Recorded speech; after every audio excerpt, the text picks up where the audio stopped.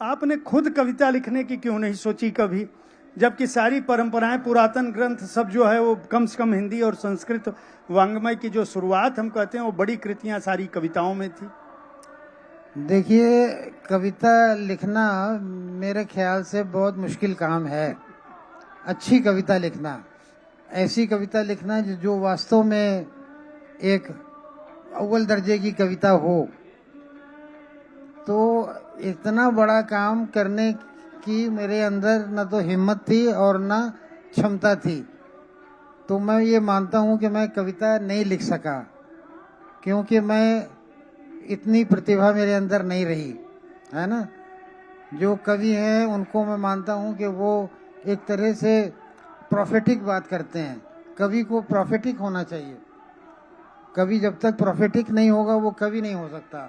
भविष्य वक्ता होना चाहिए कवि को।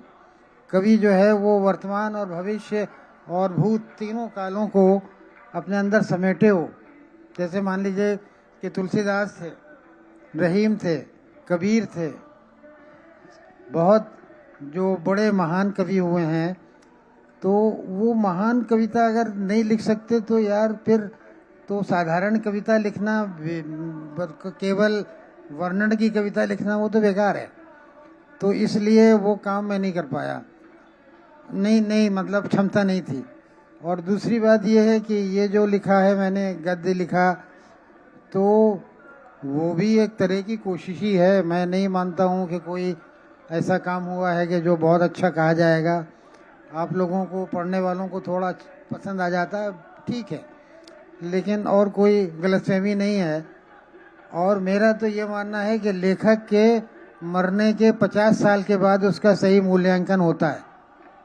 लेखक जब मर जाता है तो उसके मरने के 50 साल के बाद उसका मूल्यांकन होता है, उसके जीवन काल में नहीं होता।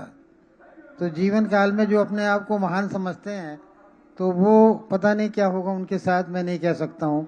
लेकिन जैसे प्रेमचंद को आज हम लोग मान रहे हैं, गुलेरी जी को आज हम लोग मान रहे हैं, बहुत बड़े रचनाकार थे, वो सही मूल्यांकन है कि अब वे नहीं हैं, उनके दोस्त नहीं हैं, वो पत्रिकाएं नहीं हैं जो वो छापते थे, उनकी कोई लॉबी नहीं है, उनके कोई मित्र नहीं है। अब हम उनको मान रहे हैं कि वो बहुत बड़े रचनाकार थे। तो इसका मतलब है कि ये सच्चाई है, ये ट्रुथ है। और ट्रुथ जो है वो जल्दी हासिल नहीं होता, सच्चाई प्राप्त करने में समय लगता है। तो 50 साल कम से कम लगेंगे।